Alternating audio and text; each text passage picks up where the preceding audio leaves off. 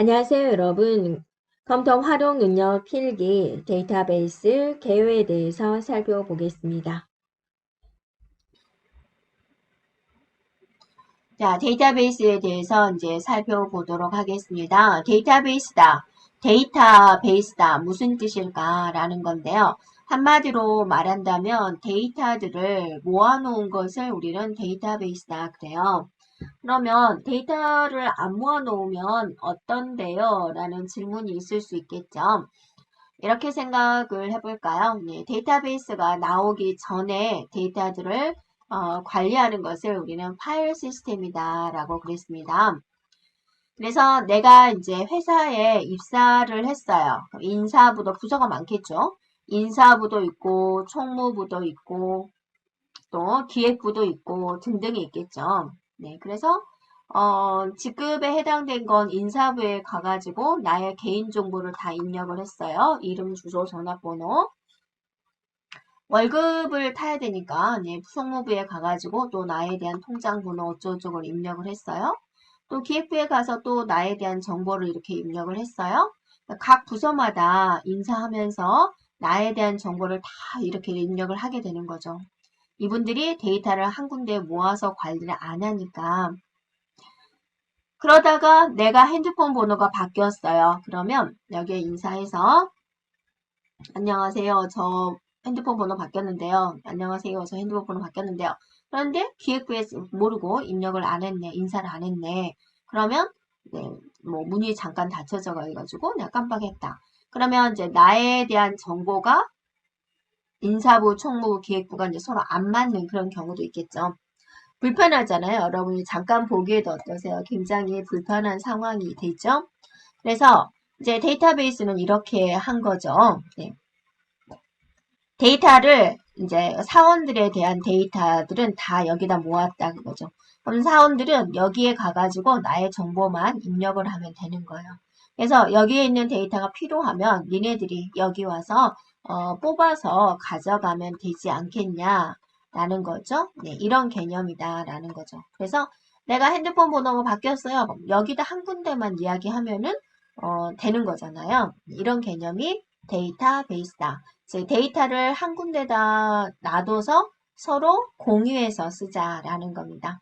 특정 조직의 기능을 수행하는 데 필요한 상호 관련된 데이터들의 모임이다라는 거죠.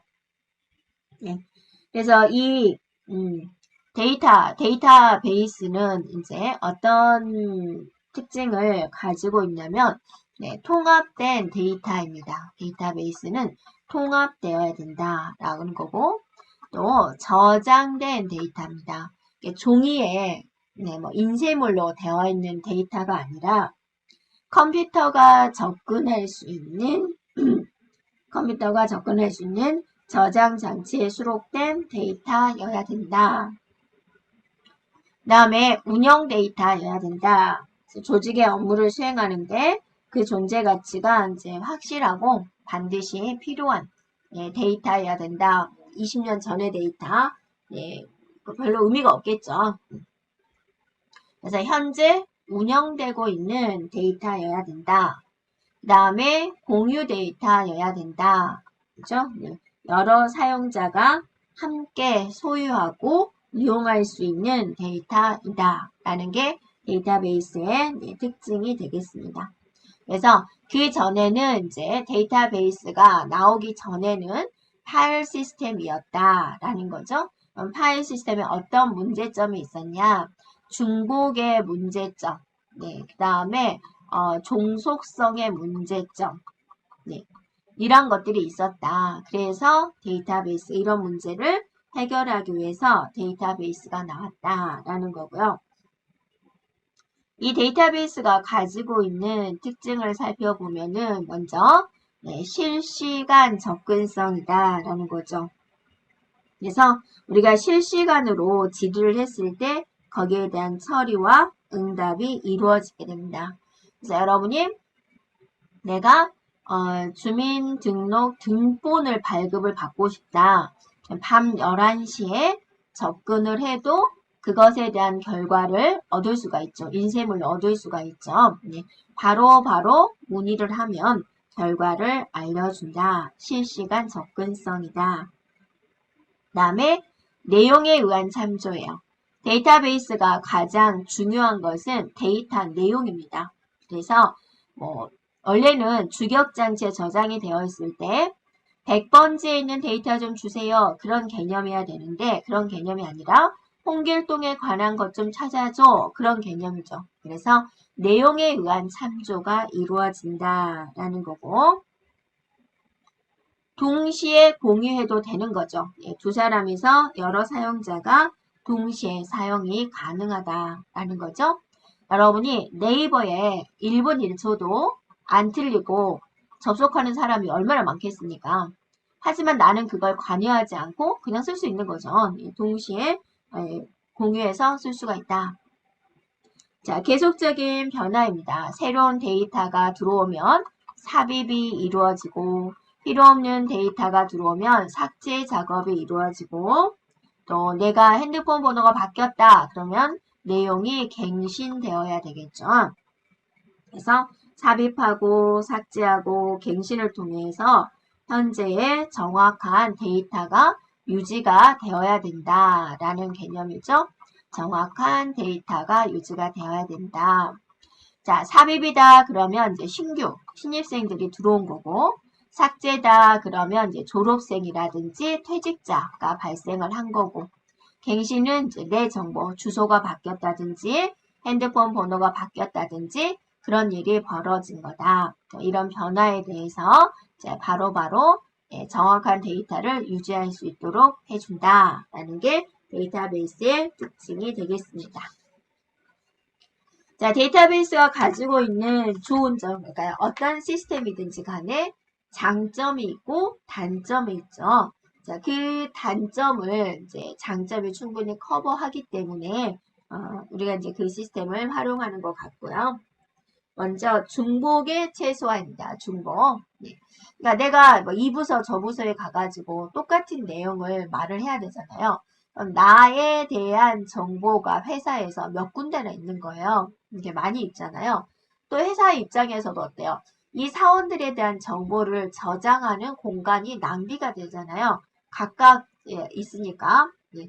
그래서 일단은 이제 데이터베이스를 구축을 해놓으면은 중복되는 것을 최소화할 수가 있다라는 개념. 그 다음에 이제 서로 데이터를 동시에 공유할 수가 있다. 동시에 공유할 수 있다라는 거. 그 다음에 이제 일관성을 유지할 수가 있다라고 합니다. 그래서 일관성을 유지한다라는 개념은 무엇이냐면 이게 이제 내부적으로는 데이터베이스로 구축이 되잖아요. 그러니까 만약에 여러분이 뭐 엑셀이랑 XS에다 저장을 한다. 그럼 여러분 어떻게 했어요? 이름이라는 필드 명인데 문자로 할 거고 그 다음에 뭐 20글자가 들어오게 해야지 이렇게 이제 했잖아요. 데이터베이스 구축을 할 때 이런 식으로 구축을 하죠. 그런데 총무부에서는 이름을 문자 10자리면 돼. 10자리로 하고 기획부에서는 문자 뭐 30자리로 하고 같은 회사인데도 이렇게 이제 다 다르잖아요. 일관성이 없다라고 이야기를 하죠. 근데 한 군데서 관리하니까 이런 걸 그냥 통일시켜서 사용하는 거잖아요. 그래서 일관성을 유지시킬 수가 있다라는 개념이 되고 자, 무결성입니다. 무결성은 단어를 이제 이게 무슨 뜻일까? 단어를 기억을 해주면 되고요. 무결성이라는 단어가 이제 계속해서 나오게 될 거예요. 무결성이다 그러면 여러분이 어떻게 생각해 주면 되냐면 정확성이다 라고 생각을 해주면 돼요. 정확한 데이터가 유지가 돼야 된다. 자, 나의 소중한 정보를 주소가 있고 전화번호가 있는 정보를 제3자가 우리 회사에 들어와가지고 내 정보를 막 바꿔버려요. 그러면 그게 나의 정확한 데이터인가요? 아니죠. 정확하지 않은 데이터잖아요. 그래서 허가받지 않은 사용자, 허가받지 않은 사용자가 데이터를 수정할 수 없도록 하는 겁니다. 수정하면 안 돼요. 라는 개념이에요. 그러면서 정확한 데이터를 유지시킬 수 있도록 하는 것이다. 그 다음에 이제 표준화입니다. 표준화에 대한 내용, 표준화를 시킬 수가 있다라는 개념. 그 다음에 보안성을 높일 수가 있다. 보안성은 뭐예요? 내 정보를 아는 사람이 벌써 3군데 부서고 최소한 3명은 내 개인정보를 알고 있잖아요. 그런데 여기 데이터베이스를 구축을 하면 어때요? 그냥 여기 한 사람만 일단 알고 있는 거잖아요. 여기만 꽉 지키면 되는 거잖아요. 근데 여기는 3군데의 자물쇠를 잠궈야 되지만 얘는 한 군데만 자물쇠를 잠그면 되잖아요. 그래서 보안성을 더 유지할 수가 있다라는 개념.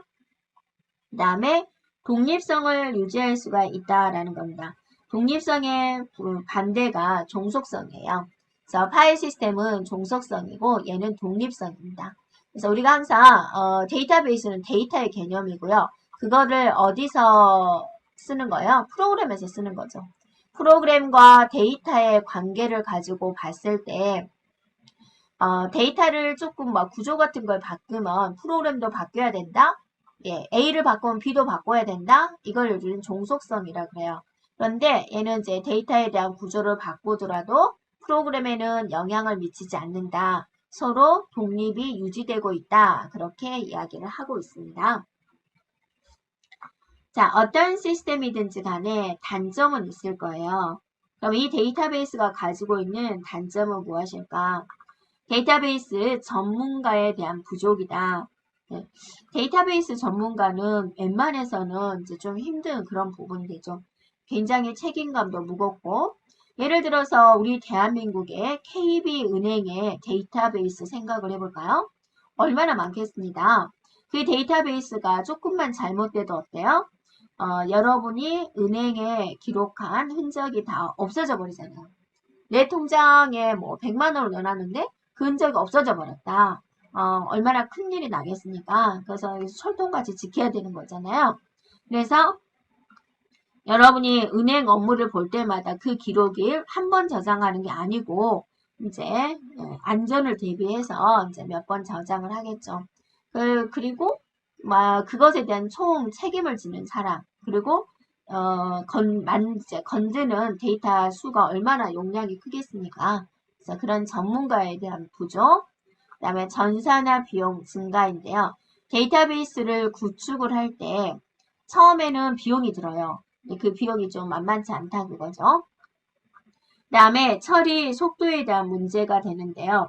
이거는 뭐냐면 이제 데이터를 한 군데서 관리를 하기 때문에 서버에서 굉장히 큰 부담이 있고요. 서버 컴퓨터가 이제 조금 안 좋은 경우는 이제 처리 속도가 이제 더 느리다라는 이제 단점이 있게 됩니다.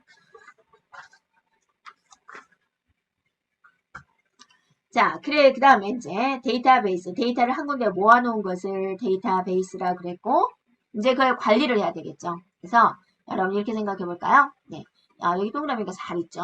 여기 동그라미가 데이터베이스예요. 데이터들을 다 여기에 모아져 있어요. 그러면 이 속에 있는 데이터 좀 꺼내와 라로 명령어를 내려야 되겠죠. 이렇게 명령어를 내려요.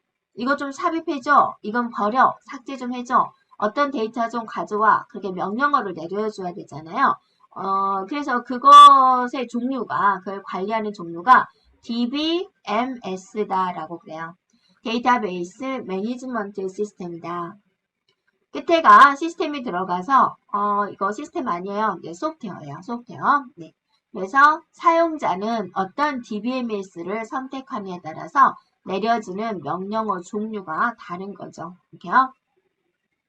DBMS는 여러분이 이거라고 생각해 주면 돼요. 여러분이 문서를 작성을 할 때 메모장으로 작성하는 경우도 있고 MS 워드로 작성하는 경우도 있고 아래 한글로 작성하는 경우도 있고 거의 비슷하지만 세부적인 명령어가 다르잖아요. 네, 그것들의 종류라고 생각해 주면 돼요. DBMS, 데이터베이스를 관리하는 소프트웨어들이다 라고 보면 되세요. 그래서 우리는 액세스를 가지고 이제 데이터베이스 관리를 하는데, 네, 이제 작은 수의 데이터베이스를 관리하기 굉장히 좋게 만들어 준 건데, 더 큰 개념이라면 뭐 오라클도 있고, 또 SQL도 있고, 네, 종류는 여러 가지가 있습니다. 그래서 설명을 본다면 사용자와 데이터베이스 사이에서 데이터베이스를 관리하고 또 사용자의 요구에 따라서 정보를 생성해주는 소프트웨어다라는 겁니다. 맞나요? 네. 그래서 이 DBMS가 가지고 있는 기능은 자, 정의하는 기능, 조작하는 기능, 제어하는 기능 이렇게 세 가지가 있고요. 이거는 반드시 기억을 하세요. 네. 뒤에서 SQL 할 때도 같이 나오게 돼요. 정의하는 거죠. 뭘 정의할 거냐. 데이터에 대한 구조를 정의하는 거예요. 그래서 여러분이 만약에 자 지금부터 학교 시스템을 데이터베이스 구축을 하겠습니다. 그러면 이제 고민하는 거죠. 학교에는 누구누구가 있지? 아, 학생이 있겠군. 또 교사가 있겠군. 또 기타 직원들이 있겠군. 자, 그럼 하나하나씩 설계를 해보자.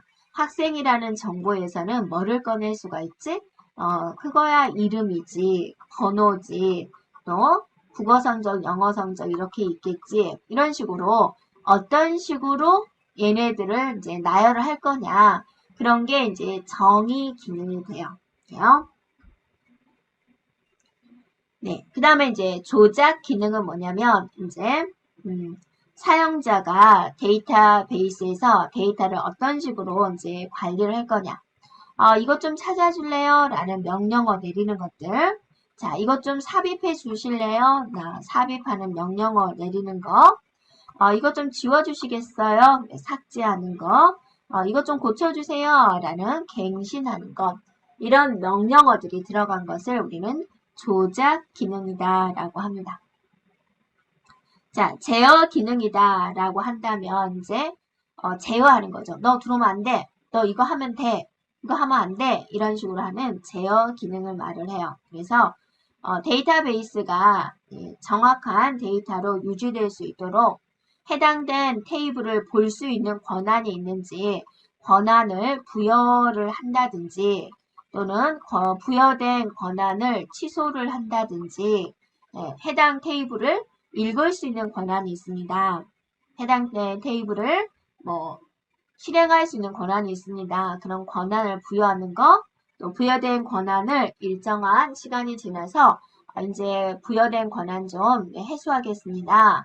취소하겠습니다. 라는 명령어를 내리는 것들, 그런 것들이 모두 이제 제어 기능에 해당이 됩니다. 이렇게요.